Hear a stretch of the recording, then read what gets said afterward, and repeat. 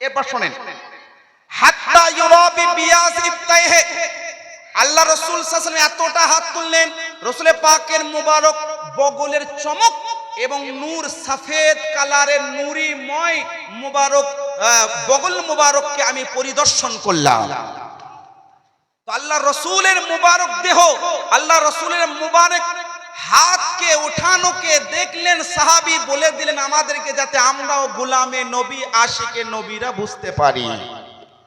এরপরে শুনেন, আল্লাহ রাসূলের মুবারক লিসান, আল্লাহ রাসূলের মুবারক জুবান কেমন ছিল, আল্লাহ রাসূলের মুবারক জুবান কেমন ছিল, এই এক একটা টপিকে ঘন্টার পর ঘন্টা আলোচনা সময় লাগবে। আমি একটা একটা করে বেছে বেছে হাদিস পড়ছি, একটা একটা করে, যাতে আপনার পুরো কনসেপ্টটা ক্লিয়ার হয়ে যায়, দয়ার রাসূল সম্পর্কে আপনার পুরো ধারণা হয়ে যায় যে আল্লাহ রাসূল, যাতে কালকে কেউ যদি প্রশ্ন করে আপনি উত্তর না দিতে পারলে আপনি নিজে যাতে স্যাটিসফাইড থাকেন, না তোমার কথা মানবো না কারণ হাদিসে এটা শুনেছি।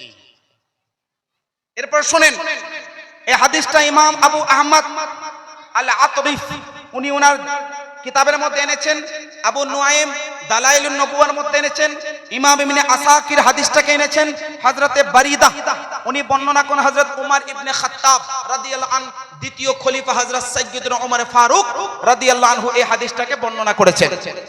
হাদিসটা কি আছে দেখুন, উনি বলেন, কুলতু ইয়া রাসূলুল্লাহ মা লাকা আফসাহনা ওয়া লাম তাখরুজ মিন বাইনি আযহুরিনা, ক্বালা কানাত লুগাতু ইসমাঈল আলাইহিস সালাম ক্বাদ দারাসতা ফাজাআ বিহা জিবরাইল ফাহাফিযনাহা।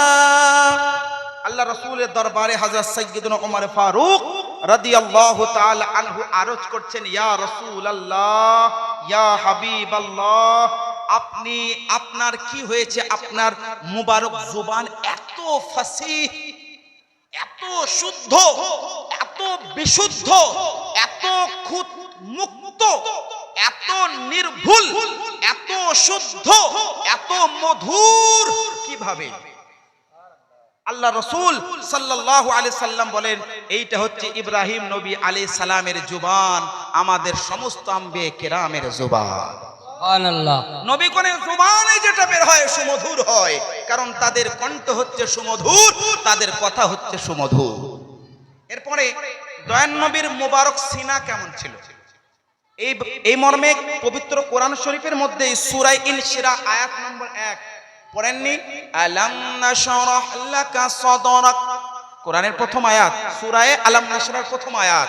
হে নবী, আমি কি আপনার মুবারক সিনা খানাকে খুলি নাই? দ্বিতীয় হাদিস শুনুন, ইমামে বাইহাকী শুআবুল ঈমানের মধ্যে হাদিসটা এনেছেন।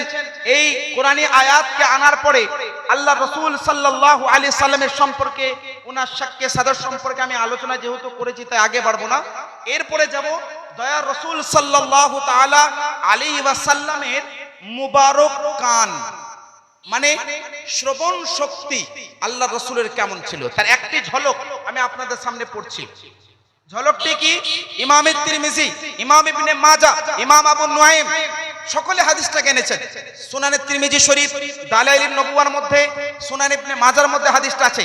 হযরত আবু যার রাদিয়াল্লাহু আনহু সাহাবী নবী, উনি বর্ণনা করেন কি, ক্বালা রাসূলুল্লাহ সাল্লাল্লাহু আলাইহি সাল্লাম, আল্লাহর নবী বলছেন, হাদিসটা শুনেন, ইন্নী আরা মা লা তারাউনা ওয়া আসমা মা লা তাসমাউন, আতাতিস সামা ওয়া হাক্কুল লাহা আন তা'ত লাইসা ফিহা মাওদা আরবা'i আসাবি' ইল্লা ওয়া মালাকা ওয়াদি'ু জাবহাতিহি সাজিদুল লিল্লাহ।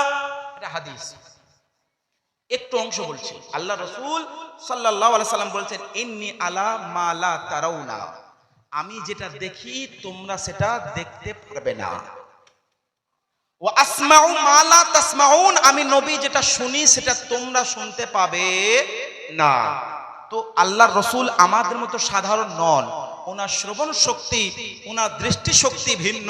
আল্লাহ নবী বলছেন, ইন্নী আরা মা লা তারাউনা ওয়া আসমাউ মা লা তাসমাউন, আমি যেটা দেখি তোমরা দেখতে পাবে না, আমি যেটা শুনি সেটা তোমরা শুনতে পাবে না। সেই জন্য তো সহিহুল বুখারীর 1279 নম্বর হাদিস, আল্লাহ নবী দুইটি কবরের পাশ দিয়ে যাচ্ছিলেন, কবরের তলে আযাব হচ্ছে, ওটাও দয়ার নবী শুনতে পাচ্ছিলেন, দেখতে পাচ্ছিলেন। এরকম নানান হাদিস রয়েছে। এরপরে দয়ার রাসূল সাল্লাল্লাহু আলাইহি সাল্লামের সম্পর্কে এইভাবে যদি বলতে থাকি, দয়ার রাসূলের মুবারক কদম পর্যন্ত অনেক লম্বা টপিক। আমি সংক্ষেপে আপনাদেরকে বোঝাই। দয়ার রাসূল সাল্লাল্লাহু আলাইহি সাল্লামকে আল্লাহ পাক কামেল বানিয়েছেন, মুকাম্মল বানিয়েছেন এবং সম্পূর্ণ বানিয়েছেন, খুদ মুক্ত বানিয়েছেন এবং আল্লাহ পাক রব্বুল আলামিন সুসুন্দর এবং নূর দিয়ে, নিজের জাতির নূর দিয়ে আল্লাহ পাক বানিয়েছেন এবং মানব রূপে দুনিয়াতে প্রেরণ করেছেন। বলুন সুবহানাল্লাহ।